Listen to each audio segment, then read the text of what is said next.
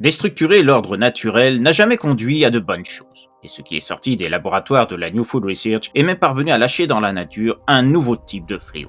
Pourtant, les chercheurs de la société avaient de bonnes intentions au départ. Ils ne s'attendaient pas aux conséquences de leur création, menaçant toute forme de vie. Tout a commencé en Nouvelle-Calédonie, après que William Gertz, un généticien diplômé bien connu, soit recruté pour un projet portant sur une catégorie de diptères du Pacifique Sud, les syrphides. Des mouches aux caractéristiques très semblables aux abeilles par leur couleur, leur forme et surtout leur rôle pollinisateur.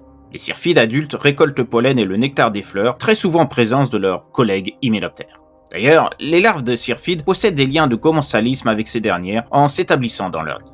Le commensalisme, c'est une notion de vie d'une espèce avec une autre dans un même lieu, sans nuire l'une envers l'autre. Les larves de syrphides sont également saprophages, se nourrissant de matière en décomposition comme celles émanant des arbres en fin de vie, pulpe des feuilles, racines et troncs, et elles sont mycophages, consommant des champignons. Kurtz a étudié les syrphides durant des années avant de trouver un moyen de modifier l'ADN de spécimens au stade larvaire qui changea leur comportement de base. Leur rôle ne se limiterait plus à la pollinisation des fleurs, mais serait en mesure d'accentuer la croissance de tout type de plantes, fruits ou légumes. Ceci par la formation d'un dard servant à contaminer leur cible et libérant un fluide à l'intérieur.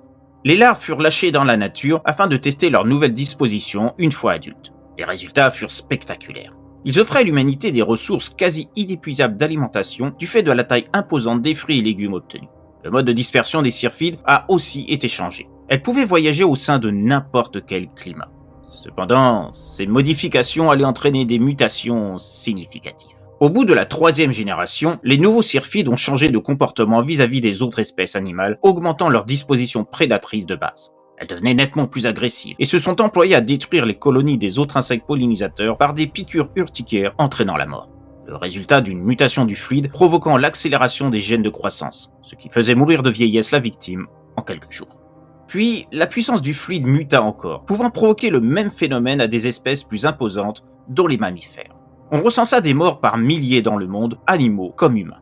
Les syrphides proliférèrent, se rassemblant en nuit, attaquant systématiquement tout être vivant sur leur passage, plongeant l'humanité dans la terreur. Aujourd'hui, les populations vivent en reclus dans leurs habitations ou dans des abris souterrains. Les villes sont désertées car les dards des syrphides ont tellement évolué qu'ils peuvent percer n'importe quel habit ou combinaison renforcée, même composée de structures métalliques. L'homme a ainsi créé un être capable de mettre fin à son existence. Un être tellement insaisissable par sa taille qu'il est devenu impossible à détruire par des alternatives chimiques. Car les syrphides ont développé une résistance accrue à toute attaque de ce type au fur et à mesure des générations. Un fléau créé par l'homme amené à déclencher son extinction prochaine.